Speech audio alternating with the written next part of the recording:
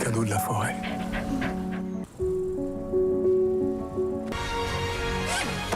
C'est un prénom. Regarde papa, il est trop mignon. Rien. C'est quoi ça? Il a déjà mangé mes pantoufles.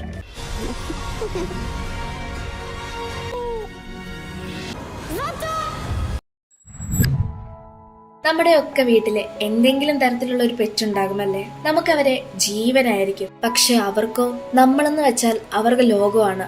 അവർക്ക് ആ ഒരു ചെറിയ ലോകത്തെ ഒരു വലിയ ഇടമാണ് നമുക്ക് തന്നിരിക്കുന്നത്. ഏറ്റവും കൂടുതൽ നന്ദിയുള്ള മൃഗം ഏതാന്ന് ചോദിച്ചാൽ പൊതുവെ എല്ലാവരും പറയും നായയാണെന്ന്. പക്ഷെ അങ്ങനെയല്ല.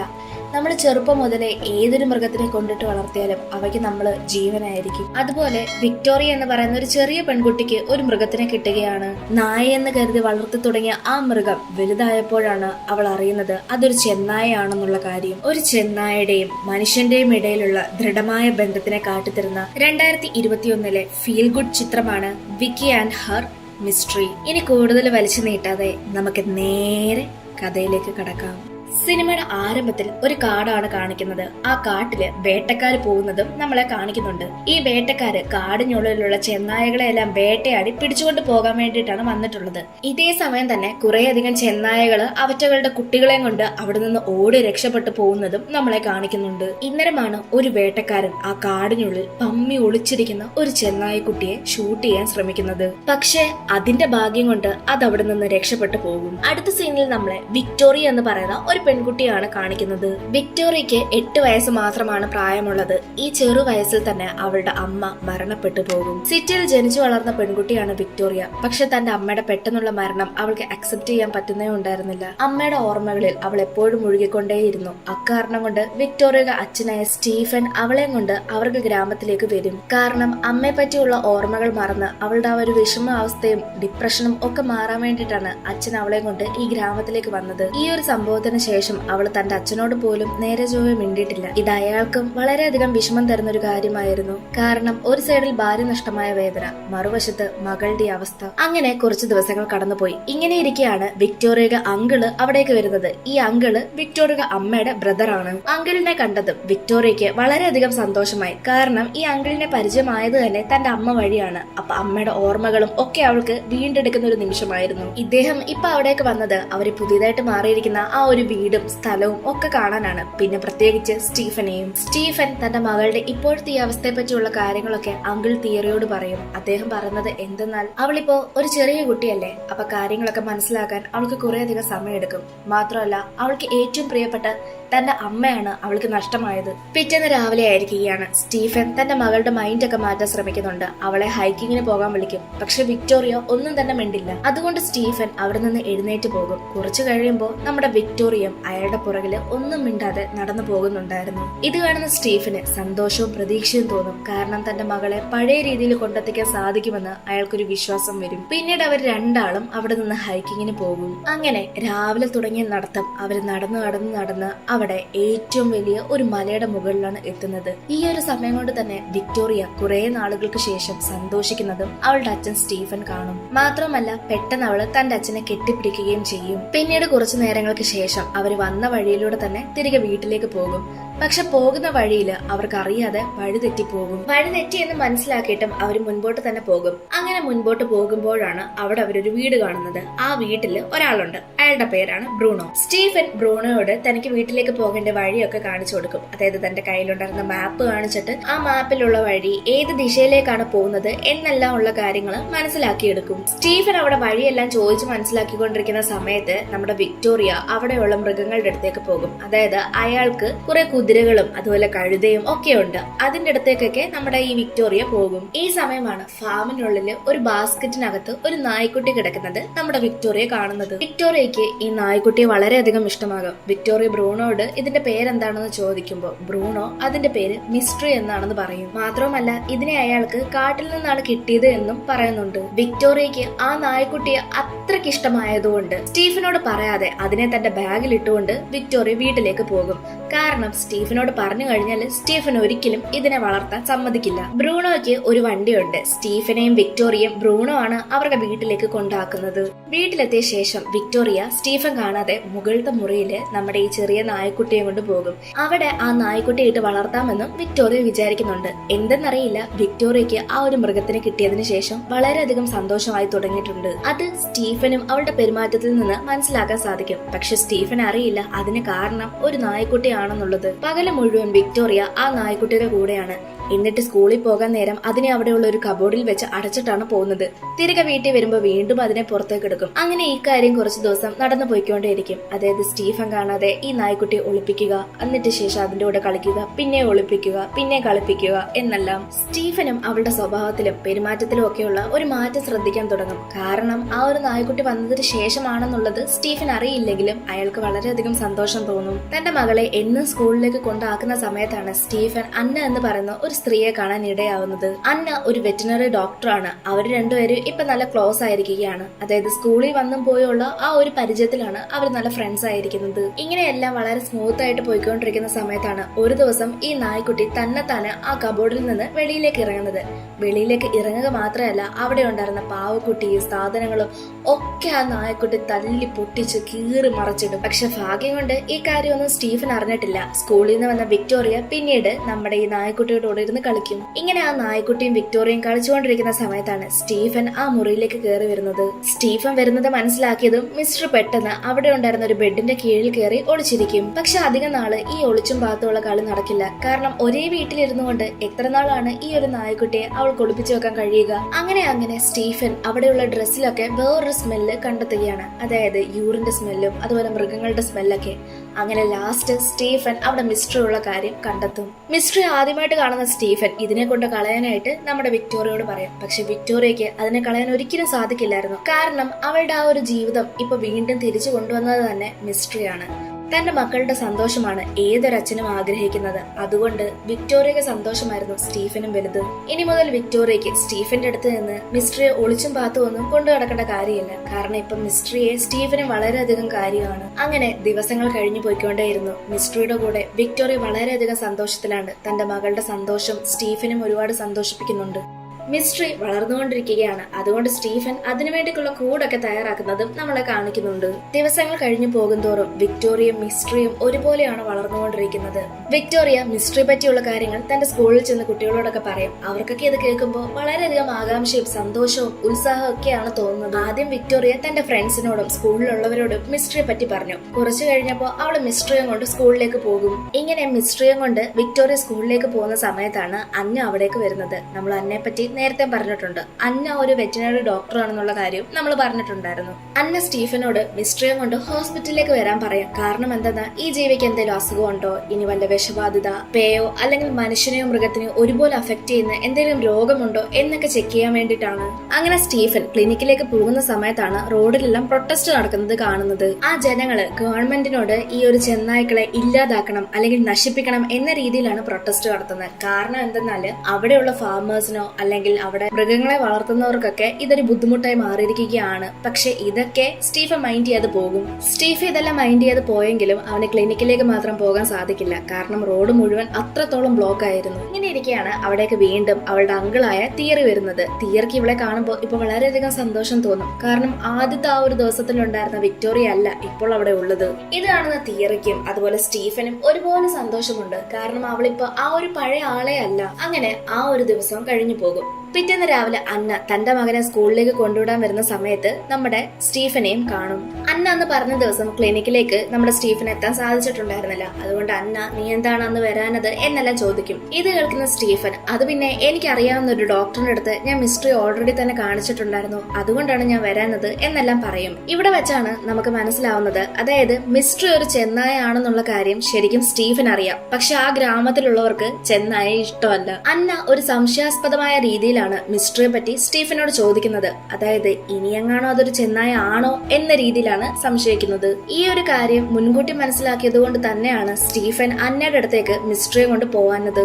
അന്ന മിസ്റ്ററി കാണുന്നത് ഒരു ചെന്നായായിട്ട് തന്നെയാണ്. മിസ്റ്ററി വിക്ടോറിയയുടെ അടുത്തുള്ളത് അപകടമാണെന്നും അന്ന പറയുന്നുണ്ട്. പക്ഷെ സ്റ്റീഫൻ ഇതൊന്നും മൈൻഡ് ചെയ്യാതെ പോകും. കാരണം സ്റ്റീഫൻ വിശ്വസിക്കുന്നത് തന്റെ മകൾക്ക് എല്ലാ സന്തോഷവും കൊടുത്തത് ഈ ഒരു മിസ്റ്ററിയാണ്. മാത്രമല്ല ഇത്രയും ചെറുപ്പത്തിലെ കൊണ്ട് വളർത്തിയത് കൊണ്ട് അതുകൊണ്ട് ഒരു അപകടവും ഉണ്ടാകില്ലെന്നും സ്റ്റീഫന് നല്ല വിശ്വാസമുണ്ട്. അത് മാത്രമല്ല വിക്ടോറിയയുടെ അടുത്ത് നിന്ന് മിസ്റ്ററി വേർപിരിക്കാൻ ശ്രമിച്ചാൽ അത് വീണ്ടും അവളുടെ മാനസികാവസ്ഥ തളർത്തുമെന്നും സ്റ്റീഫൻ ചിന്തിക്കുന്നു. പിന്നീട് ഗ്രാമത്തിലുള്ള 2 പേരെയാണ് കാണിക്കുന്നത്. അവരവരുടെ മുറ്റത്ത് ചെന്നായയുടെ കാൽപ്പാടങ്ങൾ കാണുന്നു. നമ്മൾ നേരത്തെ പറഞ്ഞിട്ടുണ്ടായിരുന്നു ഇവർക്ക് ചെന്നായ്ക്കളെ തീരെ ഇഷ്ടമല്ല. അതുകൊണ്ട് ആ ഭാഗത്തേക്ക് വരുന്ന ചെന്നായ്ക്കളെ എല്ലാം കൊല്ലാമെന്നും അവർ വിചാരിക്കും. ഇതേ സമയമാണ് നമ്മുടെ വിക്ടോറിയയുടെ വീട്ടിൽ നിന്ന് മിസ്റ്ററി ഓലി എന്ന സൗണ്ട് കേൾക്കുന്നത്. അതായത് മിസ്റ്ററി അതിന്റെ യഥാർത്ഥ ശബ്ദം പുറപ്പെടുവിക്കുന്നത് മറ്റുള്ളവർ കേൾക്കുന്നത്. അതുകൊണ്ട് ആ 2 ഗ്രാമവാസികൾക്കും സ്റ്റീഫനെ നല്ല സംശയമുണ്ട്. കാരണം മിസ്റ്ററിയെ അവരെ മുൻപ് കണ്ടിട്ടുണ്ട്. പക്ഷെ അതിന് ചെന്നായാണോ എന്നാണ് അവർക്ക് സംശയം. മാത്രമല്ല മിസ്റ്ററി ഒരു ചെന്നായാണല്ലോ. മിസ്റ്ററി ഓലി ഇടുന്ന സൗണ്ട് കേട്ട് കാട്ടിൽ നിന്ന് അതിന്റെ അമ്മ ഇറങ്ങി വരും. പക്ഷെ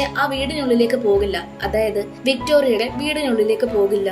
ഇതേ സമയം ഗ്രാമവാസികള് വിക്ടോറിയയുടെ വീടിനെ ലക്ഷ്യമാക്കി വെച്ചിരിക്കുന്നത് സ്റ്റീഫന്റെ ശ്രദ്ധയിൽപ്പെടും. സ്റ്റീഫന് മിസ്റ്റർ ശരിക്കും ഒരു ചെന്നായാണെന്ന് സംശയം മാത്രമേ ഉണ്ടായിരുന്നുള്ളൂ. പക്ഷെ ഇപ്പൊ അത് ഉറപ്പായിരിക്കുകയാണ്. തന്റെ മകളെ ഈ മിസ്റ്ററിൽ നിന്ന് വേർപെടുത്തി കഴിഞ്ഞാൽ അവള് വീണ്ടും പഴയ ആ ഒരു മാനസികാവസ്ഥയിൽ എത്തുമോ എന്നൊരു പേടിയും സ്റ്റീഫനുണ്ട്. അതുകൊണ്ട് തന്നെ പരമാവധി മിസ്റ്ററി ആളുകളുടെ മുന്നിലേക്ക് സ്റ്റീഫൻ കൊണ്ടുപോകുന്നത് കുറച്ചിരിക്കുകയാണ്. മാത്രമല്ല മിസ്റ്ററിയെ നമ്മുടെ ഈ ഒരു വിക്ടോറിയയുടെ അടുത്ത് നിന്ന് അകറ്റാനും ശ്രമിക്കും. കാരണം ഒരു പക്ഷേ മിസ്റ്ററിയെ വേർപെടുത്തേണ്ടതായിട്ട് വന്നു കഴിഞ്ഞാൽ അത് ഒരിക്കലും വിക്ടോറിയക്ക് താങ്ങാനാവുന്നതല്ല. അതിനാൽ ഇപ്പോഴേ അകലം പാലിപ്പിക്കാമെന്ന് സ്റ്റീഫൻ വിചാരിക്കും. അതുകൊണ്ട് വിക്ടോറിയ റൂമിലേക്ക് മിസ്റ്ററിയെ കടത്തിവിടാതിരിക്കാൻ ശ്രമിക്കും. പക്ഷെ മിസ്റ്ററിയോ അവിടേക്ക് തന്നെ വീണ്ടും കയറി വരും. കാരണം കുഞ്ഞിലെ മുതലേ വിക്ടോറിയയുടെ കൂടെയാണ് മിസ്റ്ററി കിടക്കുന്നതും ഉറങ്ങുന്നതും ഒക്കെ. അതുകൊണ്ട് മിസ്റ്ററി വീണ്ടും വീണ്ടും വിക്ടോറിയയുടെ അടുത്തേക്ക് തന്നെ വരും. അങ്ങനെയായിരിക്കും ഒരു ദിവസം കാട്ടിലേക്ക് വിക്ടോറിയയും സ്റ്റീഫനും അതുപോലെ തിയറിയും കൂടി പോകും. ഇതേ സമയം തന്നെ അവരുടെ കൂടെ മിസ്റ്ററിയും ഉണ്ട്. ഈ സമയമാണ് വിക്ടോറിയയുടെ മുൻപിലേക്ക് ഒരു ചെന്നായ വരുന്നത്. പക്ഷെ ആ ചെന്നായ നോക്കുന്നത് മിസ്റ്ററിയാണ്. കാരണം ആ ചെന്നായ മിസ്റ്ററുടെ അമ്മയാണ്. പക്ഷെ സ്റ്റീഫന് ഇത് കാണുമ്പോൾ പേടിയാകും. കാരണം തന്റെ മകള് നിൽക്കുന്നത് ഒരു ചെന്നായയുടെ മുൻപിലാണ്. സ്റ്റീഫൻ വിക്ടോറിയോട് നീ പതിയെ പതിയെ പുറമോട്ട് നടക്കുക എന്ന് പറയും. അങ്ങനെ വിക്ടോറിയ പതിയെ പതിയെ പുറമോട്ട് വന്ന് തന്റെ അച്ഛന്റെ അടുത്തേക്ക് എത്തും. മറുവശത്ത് മിസ്റ്ററിയും തന്റെ അമ്മയെ നേരിട്ട് കാണുന്നുണ്ട്. പക്ഷെ മിസ്റ്ററി തന്റെ അമ്മയായിട്ട് കാണുന്നത് അല്ലെങ്കിൽ ഫാമിലി ആയിട്ട് കാണുന്നത് വിക്ടോറിയയും സ്റ്റീഫനെയും ഒക്കെയാണ്. ഇക്കാര്യം മിസ്റ്ററിയുടെ അമ്മ അതായത് ആ ചെന്നായക്ക് മിസ്റ്ററിയുടെ കണ്ണുകളിലൂടെ തന്നെ മനസ്സിലാക്കാൻ സാധിക്കും. അക്കാരണം കൊണ്ട് ആ ചെന്നായ അവിടെ നിന്ന് പോവുകയും ചെയ്യും. പിന്നീട് സ്റ്റീഫൻ മിസ്റ്ററിയെ കൊണ്ട് നേരെ അന്നയുടെ അടുത്തേക്കാണ് പോകുന്നത്. കാരണം ഇപ്പൊ ഇതൊരു ചെന്നായാണെന്ന് പൂർണ്ണമായിട്ട് ഉറപ്പായിരിക്കുകയാണ്. അതുകൊണ്ട് ഇതിന് വല്ല അസുഖമോ രോഗമോ എന്തെങ്കിലുമൊക്കെ ഉണ്ടോ എന്ന് അറിയാൻ വേണ്ടിയാണ് സ്റ്റീഫൻ അതിനെ കൊണ്ട് ക്ലിനിക്കിലേക്ക് പോകുന്നത്. കാരണം അങ്ങനെ എന്തെങ്കിലും അസുഖം ഉണ്ടെങ്കിൽ തന്നെ അത് മനുഷ്യരിലും പടരാൻ സാധ്യത കൂടുതലാണ്. ചെക്ക് ചെയ്ത് നോക്കിയപ്പോ മിസ്റ്ററിക്ക് ഒരു പ്രശ്നവുമില്ല. പക്ഷെ അന്ന സ്റ്റീഫനോട് പറയും ഇതൊരു മൃഗമാണ്, അതും കാട്ടിൽ വളരുന്ന മൃഗമാണ്. ഇപ്പൊ മിസ്റ്റർ ചെറിയ കുട്ടിയൊന്നുമല്ല, അതിന് അത്യാവശ്യം വലുപ്പവും വളർച്ചയുമുണ്ട്, മാംസാഹാരം കഴിക്കുന്ന പ്രായം എത്തിയിട്ടുണ്ട്. എന്തായാലും ഇത് വിക്ടോറിയയുടെ കൂടെ ഇരിക്കുന്നത് അത്ര സേഫ് അല്ല. ഇതിനെ തിരികെ കാട്ടിലേക്ക് തന്നെ വിടുന്നതായിരിക്കും നിങ്ങൾക്കും നിങ്ങളുടെ മകൾക്കും അതുപോലെ ഈ ഒരു മിസ്റ്ററിക്കും നല്ലത്. അടുത്ത സീനിൽ നമ്മളെ മിസ്റ്ററുടെ അമ്മയാണ് കാണിക്കുന്നത്. അത് ഇപ്പോഴും സ്റ്റീഫന്റെ വീടിന്റെ ആ ഒരു ഭാഗം വിട്ടു പോയിട്ടൊന്നുമില്ല. അത് ഗ്രാമവാസികളുടെ ആടുകളെ ഒക്കെ പിടിച്ചു തിന്നാനായിട്ട് നിൽക്കുകയാണ്. സ്റ്റീഫന്റെ വീടിന്റെ അടുത്തുള്ള ആ 2 ഗ്രാമവാസികളുടെ ചെമ്മരിയാടുകളെ ഒക്കെ മിസ്റ്ററുടെ അമ്മ വന്ന് പിടിച്ചു തിന്നും. പക്ഷെ അവര് വിചാരിക്കുന്നത് സ്റ്റീഫൻ ശരിക്കും ഒരു ചെന്നായ വളർത്തുന്നുണ്ട്, സ്റ്റീഫനാണ് അവരുടെ ചെമ്മരിയാടുകളെ എല്ലാം പിടിച്ചുകൊണ്ട് പോകുന്നത് എന്നാണ്. അതുകൊണ്ട് തന്നെ അവർക്ക് സ്റ്റീഫനോട് നല്ല ദേഷ്യവും വരും. അതുപോലെ മിസ്റ്ററിയെ അവർ നോട്ടവും ഇട്ടിട്ടുണ്ട്. അയാൾ നേരെ സ്റ്റീഫനെ കാണാനായിട്ട് അവന്റെ വീട്ടിലേക്ക് വരും. ഇന്നരം സ്റ്റീഫൻ മിസ്റ്ററിയെ ഒറ്റയ്ക്കൊരു മുറിയിലാക്കുകയാണ്. അതായത് വെളിയിൽ ഫാം ഹൗസ് പോലെയുള്ള ഒരു മുറിയിലേക്ക് ആക്കുകയാണ്. കാരണം ഗ്രാമവാസികൾ അതായത് ഇപ്പൊ ആ വീട്ടിലേക്ക് വന്ന ആ ഒരു വ്യക്തി മിസ്റ്ററിയെ കണ്ടു കഴിഞ്ഞാൽ അതെന്തായാലും പ്രശ്നമാകും. അതുകൊണ്ടാണ് മിസ്റ്ററിയെ ഇപ്പോൾ സ്റ്റീഫൻ ഒളിപ്പിച്ചു വെച്ചത്. അയാൾ സ്റ്റീഫനോട് നിങ്ങൾ വല്ല ചെന്നായ വളർത്തുന്നുണ്ടോ, അല്ലെങ്കിൽ ഇവിടെ എവിടെയെങ്കിലും ചെന്നായ വന്നത് നിങ്ങൾ കണ്ടോ എന്നൊക്കെ സ്റ്റീഫനോട് വന്ന് ചോദിക്കും. ഇത് കേൾക്കുന്ന സ്റ്റീഫൻ എനിക്കൊന്നും അറിയില്ല എന്ന് പറയും. ഈ പുള്ളിക്കാരൻ ഇത് പൂർണ്ണമായിട്ടും വിശ്വസിച്ചിട്ടൊന്നുമില്ല. പക്ഷെ എങ്കിലും അവിടെ നിന്ന് പോകും. അങ്ങനെയിരിക്കെയാണ് ആ ഗ്രാമവാസികൾ സ്റ്റീഫൻ അറിയാതെ മിസ്റ്ററി അടച്ചു വെച്ചിരിക്കുന്ന ആ ഒരു മുറിയിലേക്ക് എത്തി നോക്കുന്നത്. അവര് അതിനുള്ളിൽ കിടക്കുന്ന മിസ്റ്ററിയെ കാണും. അതായത് അവരുടെ കണ്ണില് അത് വെറും ഒരു ചെന്നായാണ്. പോവുകയാണ്. അവർക്കറിയില്ലല്ലോ ഈ ചെന്നായ അവർക്ക് ആടുകളെ ഒന്നും പിടിച്ചിട്ടില്ല എന്നുള്ളത്. ഇവര് പെട്ടെന്ന് തന്നെ ഇക്കാര്യം പോലീസിനെ വിളിച്ച് ഇൻഫോം ചെയ്യും. പോലീസ് ഓഫീസേഴ്സിനെ മാത്രമല്ല അന്നയും വിളിച്ച് ഇക്കാര്യം പറഞ്ഞു കൊടുക്കും. അങ്ങനെ മിസ്ട്രിയെ അവർ അവിടെ നിന്ന് കൊണ്ടുപോകും. ഇതെല്ലാം കാണുന്ന നമ്മുടെ വിക്ടോറിയയ്ക്ക് നല്ല വിഷമമുണ്ട്. വിക്ടോറിയ വീണ്ടും പഴയ ആ ഒരു അവസ്ഥയിലേക്ക് തന്നെ പതിയെ പതിയെ വരികയാണ്. അതായത് ആരോടും മിണ്ടാതെ, ഒറ്റയ്ക്ക്, സന്തോഷമില്ലാതെ, ചിരിക്കാതെ, കളിക്കാതെ, അച്ഛനോട് പോലും മിണ്ടാതെ ആവുകയാണ്. വിക്ടോറിയയെ വളരെയധികം വേദനപ്പെടുത്തുന്ന ഒരു കാര്യമായിരുന്നു മിസ്ട്രിയെ തന്റെ അടുത്ത് നിന്ന് അകറ്റുക എന്നത്. ഒറ്റയ്ക്കിരുന്ന് കരയുക, ഒന്നും കഴിക്കാതിരിക്കുക, ആരോടും മിണ്ടാതിരിക്കുക. അതായത് പഴയതിനേക്കാളും അവസ്ഥ വളരെയധികം മോശമായിക്കൊണ്ടേയിരുന്നു. സ്റ്റീഫനും തന്റെ മകളുടെ ഈ ഒരു അവസ്ഥ കണ്ടു നിൽക്കാൻ പറ്റുന്നുണ്ടായിരുന്നില്ല. അതുകൊണ്ട് ഒരു ദിവസം രാവിലെ വിക്ടോറിയയെ കൂട്ടിക്കൊണ്ട് ഗ്രാമവാസികളുടെ അടുത്തേക്ക് പോകും. അവിടെ വെച്ച് ഒരു മീറ്റിംഗ് നടത്താമെന്ന് വിചാരിക്കും. പക്ഷെ അവരാരും അതിന് സപ്പോർട്ട് ചെയ്യില്ല. അതായത് ഈ ഒരു ചെന്നായുടെ കാര്യത്തിൽ അവരെല്ലാവരും ഒറ്റക്കെട്ടായിട്ട് എതിര് പറയും. അവര് പറയുന്നതൊക്കെ വിക്ടോറിയ കേട്ടുകൊണ്ട് തന്നെയാണ് നിൽക്കുന്നത്. അവിടെ അന്നയും ഉണ്ടായിരുന്നു. അന്നയ്ക്കും ഗ്രാമവാസികളുടെ ഒപ്പം നിന്നാലേ പറ്റത്തുള്ളൂ. കാരണം അവളും അവിടെ തന്നെ താമസിക്കുന്നവളാണ്. മാത്രമല്ല അവൾ ഒരു വെറ്റിനറി ഡോക്ടറും കൂടിയാണ്. അതുകൊണ്ട് വിക്ടോറിയ സപ്പോർട്ട് ചെയ്യണമെന്നുണ്ടെങ്കിൽ പോലും അവൾക്ക് സപ്പോർട്ട് ചെയ്യാൻ പറ്റാത്ത ഒരവസ്ഥയിലായിരുന്നു. ഗ്രാമവാസികൾ ഒരു തരത്തിലും അടുക്കുന്നുണ്ടായിരുന്നില്ല. അതുകൊണ്ട് സ്റ്റീഫൻ തന്റെ ആ ഒരു ശ്രമം അവിടെ നിന്ന് വിട്ടിട്ട് പോകും. തിരികെ വണ്ടിയിലേക്ക് കയറുമ്പോൾ വിക്ടോറിയ തന്റെ അച്ഛനോട് ചോദിക്കുന്നുണ്ട്, ഇതൊരു ചെന്നായാണെന്ന് അറിഞ്ഞിട്ട് എന്തിനാണ് നിങ്ങൾ പിന്നെ ഇതിനെ വളർത്താൻ അനുവദിച്ചത് എന്ന്. ഇത് കേൾക്കുന്ന സ്റ്റീഫൻ, അതൊരിക്കലും ഒരു ചെന്നായാണെന്ന് എനിക്കറിയില്ലായിരുന്നു. അതൊരു നായ്ക്കുട്ടിയാണെന്നാണ് ഞാൻ വിചാരിച്ചത്. ചെന്നായാണെന്ന് അറിഞ്ഞിരുന്നെങ്കിൽ ഞാൻ ഒരിക്കലും ഇതിന് സമ്മതിക്കില്ലായിരുന്നു. ഇത് കേൾക്കുന്ന വിക്ടോറിയ, എനിക്ക് ആദ്യം മുതലേ അറിയായിരുന്നു ഇതൊരു ചെന്നായാണെന്നുള്ള കാര്യം. ചെന്നായകള് ഒരിക്കലും അപകടകാരികളല്ല. പിറ്റേ ദിവസം രാവിലെ വിക്ടോറിയ സാറ് ക്ലാസ് എടുത്തുകൊണ്ടിരിക്കുന്ന സമയത്ത് അവൾക്ക് മിസ്ട്രി അവിടെ ഉള്ളതുപോലെ തോന്നും. അങ്ങനെ വിക്ടോറിയ സാറിനോട് കള്ളം പറഞ്ഞ് വെളിയിലേക്ക് ഇറങ്ങും. വെളിയിലേക്ക് ഇറങ്ങുന്ന സമയത്ത് സ്കൂളിന്റെ പുറത്ത് നമ്മുടെ മിസ്ട്രി അവളെ കാത്തു നിൽക്കുകയാണ്. അതായത് മിസ്ട്രി അവരുടെ കയ്യിൽ നിന്ന് രക്ഷപ്പെട്ടു വന്നിരിക്കുന്നു. മിസ്ട്രിയെ കണ്ടത് വിക്ടോറിയയ്ക്ക് വളരെയധികം സന്തോഷമായി. അവൾ ആരും കാണാതെ മിസ്ട്രിയെ കൊണ്ട് ആ ഒരു കാട്ടിനുള്ളിലേക്ക് പോകും. മിസ്ട്രി ആണേലോ വിക്ടോറിയ പറയുന്നത് കേൾക്കാതെ കാടിന്റെ ഏറ്റവും ഉള്ളിലേക്ക് പോകും. കൂടെ വിക്ടോറിയയും പോകുന്നുണ്ട്. പക്ഷെ അങ്ങനെ ഉള്ളിലേക്ക് പോയി മലമുകളിലാണ് അവർ എത്തിപ്പെടുന്നത്. അവിടെ നല്ല മഞ്ഞും പെയ്യുന്നുണ്ട്. സത്യത്തെ ഈ മഞ്ഞ് പെയ്ത സന്തോഷത്തിലാണ് മിസ്ട്രി അത്രയും വേഗത്തിൽ ഓടിപ്പോയത്. പക്ഷെ ആ ഒരു തണുപ്പത്ത് വിക്ടോറിയയ്ക്ക് വളരെയധികം അസ്വസ്ഥത തോന്നിയിരുന്നു. മറുവശത്ത് അന്ന മിസ്ട്രി അവിടെ നിന്ന് രക്ഷപ്പെട്ടു പോയോ എന്നുള്ള കാര്യം സ്റ്റീഫനോട് വന്ന് പറയും. കാരണം അന്നയ്ക്ക് അറിയാമായിരുന്നു മിസ്ട്രി വരുവാണെ തന്നെ ഒന്നെങ്കിൽ സ്റ്റീഫന്റെ അടുത്ത് അല്ലെങ്കിൽ വിക്ടോറിയയുടെ അടുത്തേ വരികയുള്ളൂ എന്ന്. ഈ സമയമാണ് വിക്ടോറിയ സ്കൂളിൽ നിന്ന് അവളെ കാണാനില്ലെന്ന് പറഞ്ഞ് ടീച്ചർ കോൾ ചെയ്ത് സ്റ്റീഫനോട് പറയുന്നത്. ഇപ്പോൾ അവർക്ക് മനസ്സിലായിരിക്കുകയാണ് മിസ്ട്രിയുടെ കൂടെ വിക്ടോറിയ പോയതാണെന്നുള്ളത്. അങ്ങനെ അന്നയും സ്റ്റീഫനും കൂടി വിക്ടോറിയ അന്വേഷിച്ച് വെളിയിലേക്ക് പോകും. അതായത് ആ ഒരു കാടിനുള്ളിലേക്ക് പോകും. മറുവശത്ത് വിക്ടോറിയയ്ക്ക് ആ ഒരു തണുപ്പ് സഹിക്കാൻ പറ്റുന്നതിൽ ഏറെയായിരുന്നു. അവൾക്ക് ഒട്ടും തന്നെ നടക്കാൻ പോലും പറ്റുന്നുണ്ടായിരുന്നില്ല. എന്നാൽ ഈ കാര്യം നമ്മുടെ മിസ്ട്രിക്ക് മനസ്സിലാക്കാൻ പറ്റുന്നുണ്ടായിരുന്നു. അതുകൊണ്ട് മിസ്ട്രി വിക്ടോറിയയും കൊണ്ട് സ്റ്റീഫന്റെ അടുത്തേക്ക് പോകാനായിട്ട് ശ്രമിക്കും. ഇതേ സമയം തന്നെ സ്റ്റീഫൻ അവരെ അന്വേഷിച്ച് കാട്ടിൽ വന്നിട്ടുണ്ടായിരുന്നു. അങ്ങനെ സ്റ്റീഫൻ മയങ്ങിക്കിടക്കുന്ന വിക്ടോറിയാണ് കാണുന്നത്. സ്റ്റീഫൻ അവളെ എടുത്തുകൊണ്ട് ബ്രൂണോയുടെ വീട്ടിലേക്ക് പോകും. കാരണം അവിടെ ബ്രൂണോയുടെ വീടാണ് അടുത്തുള്ളത്. ഇതേ സമയം അന്നയും തിയറിയും ബ്രൂണോയുടെ വീട്ടിലേക്ക് എത്തും. മറുവശത്ത് ഗ്രാമവാസികളെല്ലാം ആ കാട്ടിലേക്ക് പോയി ചെന്നായ്ക്കളെ എല്ലാം വേട്ടയാടാം അല്ലെങ്കിൽ കൊല്ലാം എന്ന ലക്ഷ്യത്തിലേക്ക് പോവുകയാണ്. പിന്നീട് നമ്മളെ വീണ്ടും വിക്ടോറിയാണ് കാണിക്കുന്നത്. വിക്ടോറിയ സ്റ്റീഫനോട് പറയുന്നുണ്ട്, മിസ്ട്രിക്ക് എന്തെങ്കിലും സംഭവിച്ചാൽ എനിക്ക് എന്നെ തന്നെ ഒരിക്കലും ക്ഷമിക്കാൻ സാധിക്കില്ല. കാരണം ഞാൻ കാരണമാണ് മിസ്ട്രിക്ക് ഈ ഒരു അവസ്ഥ വന്നത്. വിക്ടോറിയ ഇതിങ്ങനെ പറഞ്ഞുകൊണ്ടിരിക്കുന്ന സമയത്താണ് ബ്രൂണോയുടെ വീടിന്റെ നേരെ ലക്ഷ്യമാക്കിക്കൊണ്ട് മിസ്ട്രി അവിടേക്ക് വരുന്നത്. മിസ്ട്രിയെ കണ്ട വിക്ടോറിയ അതിന്റെ അടുത്തേക്ക് ഓടി കെട്ടിപ്പിടിക്കാൻ പോകുന്ന അതേ സമയമാണ് മരങ്ങളുടെ ഇടയിൽ ഒളിച്ചിരുന്ന ആ ഒരു ഗ്രാമവാസി മിസ്ട്രിയെ ഷൂട്ട് ചെയ്യുന്നത്. അയാള് വിക്ടോറിയ കണ്ടിട്ടുണ്ടായിരുന്നില്ല. മിസ്ട്രിയുടെ ഈ ഒരു അവസ്ഥ കാണുമ്പോൾ വിക്ടോറിയ ഏങ്ങി കരയുന്നുണ്ട്. ഇതേ സമയം അവിടേക്ക് സ്റ്റീഫനും എത്തും. തന്റെ മകള് ഇത്രയധികം വിഷമിക്കാൻ കാരണം ആ ഒരു ഗ്രാമവാസിയാണ്. അതായത് അതിനെ ഇപ്പൊ ഷൂട്ട് ചെയ്ത ആ ഒരു ഗ്രാമവാസിയാണ്. ഇത് കാണുന്ന സ്റ്റീഫൻ അയാളെ ചെന്ന് ഒരുപാട് അടിക്കും. അയാള് മിസ്ട്രിയും വിക്ടോറിയയും തമ്മിലുള്ള ആ ഒരു സ്നേഹബന്ധം കാണുകയും ചെയ്യും. മാത്രമല്ല അവരോട് മാപ്പ് പറഞ്ഞ് അവിടെ നിന്ന് പോകും. മിസ്ട്രിയെ അവിടെ നിന്ന് ഹോസ്പിറ്റലിലേക്ക് എത്തിക്കാനുണ്ടായിരുന്ന സമയം ഉണ്ടായിരുന്നില്ല. നമ്മുടെ ഈ സ്റ്റീഫൻ ഒരു സർജനാണ്. അതുകൊണ്ട് ബ്രൂണോയുടെ വീട്ടിലേക്ക് മിസ്ട്രിയെ എടുത്തുകൊണ്ട് പോകും. എന്നിട്ട് അവിടെ വെച്ച് അതിനെ സർജറി ചെയ്യും. കുറെ നാള് വീണ്ടും കടന്നുപോയി. ഇപ്പൊ മിസ്ട്രി പഴയതുപോലെ ആരോഗ്യവാനായിട്ട് ഇരിക്കുകയാണ്. മാത്രമല്ല അന്ന ഗവൺമെന്റിന്റെ കയ്യിൽ നിന്ന് ചെന്നായ്ക്കളെ ഒന്നും കൊല്ലാൻ പാടില്ല എന്നുള്ള രീതിയിൽ ഒരു നോട്ടീസും തയ്യാറാക്കി. അതായത് ചെന്നായ്ക്കളെ സംരക്ഷിക്കണം എന്നുള്ള രീതിയിലും അതുപോലെ അതുപോലെ അതുങ്ങളെ കൊല്ലാൻ പാടില്ല എന്നുള്ള രീതിയിൽ ഒരു റൂള് പോലെ ഇറക്കിയിരിക്കുകയാണ്. മാത്രമല്ല മിസ്റ്ററി ഷൂട്ട് ചെയ്ത ആ ഒരു ഗ്രാമവാസി നമ്മുടെ ഈ വിക്ടോറിയയും മിസ്റ്ററിയും തമ്മിലുള്ള സ്നേഹബന്ധം കണ്ടിട്ടാണ് പോയത്. അതുകൊണ്ട് തന്നെ അയാള് ഇക്കാര്യങ്ങളൊക്കെ അവർക്ക് ജനങ്ങളോട് അല്ലെങ്കിൽ അവർക്ക് ഗ്രാമവാസികളോട് പോയി പറയും. അതുകൊണ്ട് തന്നെ ചെന്നായ്ക്കളെ ഇനി അവരും കൊല്ലാൻ ശ്രമിക്കില്ല